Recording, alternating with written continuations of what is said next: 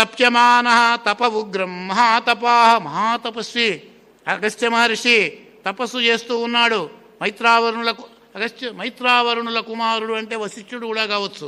అందువల్ల మైత్రావరుణుల కుమారుడైనటువంటి అగస్త్యుడు ఆ విశ్వేశ్వరుని రాజధాని అయినటువంటి కాశీలో మోక్షం కొరకు తపస్సు చేస్తున్నాడండి. అంత మహానుభావుడు అగస్త్య మహర్షి. కాశీ యొక్క గొప్పతనం ఆలోచించండి. మోక్షం కొరకు అక్కడ తారక మంత్రోపదేశం కొరకు అవిముక్తే మహాక్షేత్రే సర్వేషాం ముక్తి హేతుకే. ఆయనే కాదు, సామాన్యులకు కూడా అందరికీ ముక్తికి కారణమైనటువంటిది అది. తారకశ్చ ఉపదేశార్థం, తారక మంత్రము యొక్క ఉపదేశం కొరకు విశ్వేశాదధిష్ఠితే స్వయం, విశ్వేశ్వరుని చేత అధిష్ఠింపబడిన కాశీలో తపస్సు చేస్తూ ఉన్నాడు. మీరు గౌదాలియా సెంటర్ తెలుసా అండి? కాశీ వెళ్ళిన వాళ్ళు ఉన్నారా? కాశీ వెళ్ళిన వాళ్ళు ఉంటే మనం ఏం చేస్తాం, ఈ మెయిన్ గేట్ ఉంటుంది కదా, విశ్వనాథుడి యొక్క మెయిన్ గేటుకు వెళ్ళే సెంటర్ ఉంటుంది, గౌదాలియా సెంటర్ అంటారనమాట. ఇప్పుడు పాండే హైవే, ఆంధ్రాశ్రమం దగ్గర మెయిన్ రోడ్డు పాండే హైవే. అక్కడి నుంచి వెళుతూ ఉంటే మనం ఉత్తరముఖంగా గౌదాలియా సెంటర్ వస్తుంది. గౌదాలియా అంటే గోదావరి అక్కడ ఒకప్పుడు ఉన్నది. ఆ సెంటర్ నుంచి కుడివైపు కనుక వెళితే మెయిన్ గేట్ వస్తుంది, నెంబర్ 1 గేట్. ఈ గౌదాలియా సెంటర్కి దగ్గరలో ఇదివరకు గుర్రబండ్లు ఉండేవి. ఇప్పుడు గుర్రబండ్లు పోయి ఆటోలు ఇవన్నీ ఉంటున్నాయి. అక్కడి దగ్గరలో పక్క సందులో అగస్త్యుని యొక్క తపస్సు చేస్తున్నటువంటి చోటు ఉన్నది. అగస్త్యేశ్వరుడు లింగం ఇంత ఎత్తున ఉంటుందండి. చాలా గొప్ప లింగం అగస్త్యేశ్వరుడు యొక్క లింగం. అక్కడ లోపాముద్ర కూడా అక్కడ ఉంటుంది. ఆయన తవ్వుకున్నటువంటి కుండ ఉన్నది, ఇప్పుడు అది ధ్వంసం అయింది, ఇప్పుడు కనిపించటల్లా. అగస్త్యుడు అక్కడ తపస్సు చేశాడు, లింగ ప్రతిష్ఠ చేసి, మహానుభావుడు అన్నమాట. అందువల్లనే యాచధ్వం తత్ర గత్వా, మీరంతా అక్కడికి వెళ్ళండి, మీ పని నెరవేరుతుంది. ఏకే, ఆయన మహానుభావుడు అండి. వాతాపీను విల్వలు తెలుసు కదండి, బ్రాహ్మణులందరినీ కూడా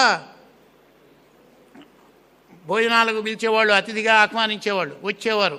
ఆ ఇల్వలుడు ఏం చేసేవాడు, సోదరుడైన వాతాపిని మేకగా తయారు చేసేవాడు, వండి వాళ్ళకు భోజనం పెడుతూ ఉండేవాడు. ఆ ఋషులందరికీ కూడా ఎంతమందో ఋషుల్ని వాడు కాస్త వాడేం చేసేవాడు, లోపలికి వెళ్ళి చిన్నగా వాళ్ళందరినీ మళ్ళీ మామూలుగా రాక్షసుడుగా మారి రమణం అనేవాడు, పిలిచేవాడు ఇల్వలుడు ఆ వాతాపి రమణం అని. బయటికి వచ్చేసేవాడు, వాడు కాస్త పొట్ట చిలుచుకొని వచ్చేసేవాడు, వాడు కాస్త చచ్చిపోతూ ఉండేవారు. ఇట్లా ఎంతమందినో బ్రాహ్మణులని ఋషులను చంపుతూ ఉండేవాడు. అగస్త్యుని వెళ్ళి ప్రార్థించారు. ఒకసారి ఆ అగస్త్య మహర్షి వెళ్ళాడు, అలాగే భోజనం చేశాడు. పెద్దలు కొంతమంది చెప్పారు, రాజులు, మీరు వెళ్ళవద్దండి, వాడు సామాన్యుడు కాదని చెప్పి. ఏం పర్లేదన్నాడు, వెళ్ళాడు, భోజనం చేశాడు. ఆ ఇల్వలుడు తన సోదరుని, వాడు మేకగా మారాడు, వాడు కామరూపధరులు కదా, మాంసం వండాడు. ఈయనకు అగస్త్యుడి ఆ కాలంలో తప్పు కాదు, ఉన్నది మాంసాహారం అనేటువంటిది ఆ కాలంలో. అప్పుడు చక్కగా ఆయన భోజనం చేసేసాడు. ఇల్వలుడు పిలిచాడు, వాతాపి రారా సోదరా అని చెప్పి. ఇంకెక్కడ నీ వాతాపి, ఎప్పుడో జీర్ణమైనాడు అన్నాడు. వాతాపి జీర్ణం అంటారే, వాతాపి ఎప్పుడు అయిపోయినాడయా మీ ఇదివరకు అంతమంది తిన్నప్పుడు రమ్మంటే వచ్చేవాడు, అయిపోయింది, త్రేంచాడు ఆయన హాయిగా, ఎప్పుడో త్రేంచి పారిచ్చాడు. ఇంకెక్కడున్నాడు వాడు, పోయినాడులే అన్నాడు. తర్వాత ఆయన కోపం వచ్చిందట, ఎవరికి, ఆ ఇల్వలుడి కోపం వచ్చింది. వాడేదో ఆయన విన్నాడు, ఈయన హుంకరించాడు. ఈ హుంకారంతో వాడు మరణించాడు. ఆ ఇద్దరిని చంపి ఆ ప్రాంతం అంతా కూడా ఆ ఋషులకు మునులకు బ్రాహ్మణులకి బాధ తొలగించాడు. అగస్త్యుడు అంటే సామాన్యుడు కాదు.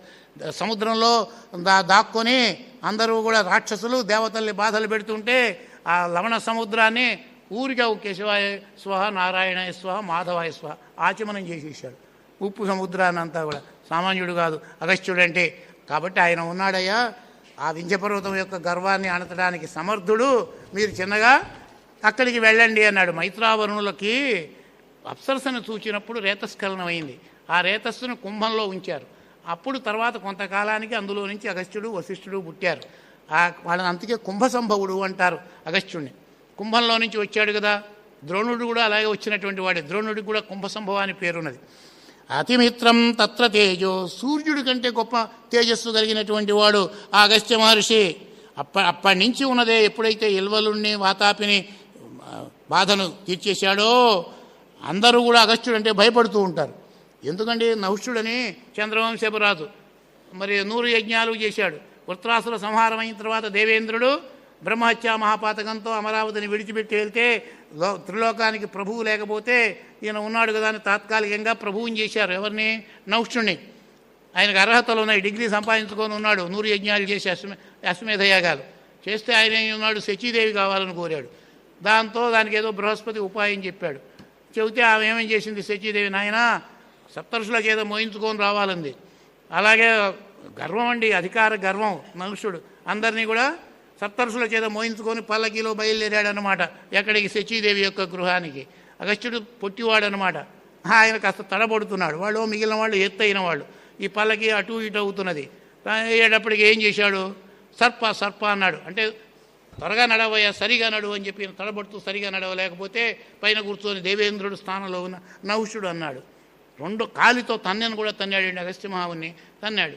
2 సార్లు సహించాడు. 3వసారి ఏమన్నాడంటే సర్పోభవ అన్నాడు. సర్ప అంటే చిన్నగా నువ్వు వెళ్ళు, త్వరగా వెళ్ళు అని అర్థం. సర్ప అంటే సర్పం అని అర్థం. సర్పోభవ అన్నాడు. నువ్వు సర్పం అవుగాక అన్నాడు.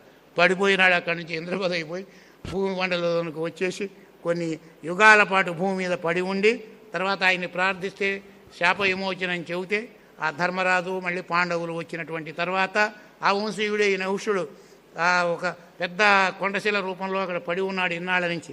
తన దగ్గరికి వచ్చిన వాళ్ళని తింటూ భీముడిని కూడా పట్టుకుంటే ధర్మరాజు వెళ్ళి ఆయన వేసిన ప్రశ్నలకు సమాధానం చెప్తే అప్పుడు నహుషుడు మళ్ళీ అతని యొక్క ఆ శాప విమోచనం అంతా అవుతుందండి. మరి అగస్త్యుడు అంటే సామాన్యుడు కాదు. ఇంద్రుడినే నహుషుడినే ధర్మం తప్పినప్పుడు చూడండి అంత స్థితి కలుగజేశాడు అలాంటి మహానుభావుడు.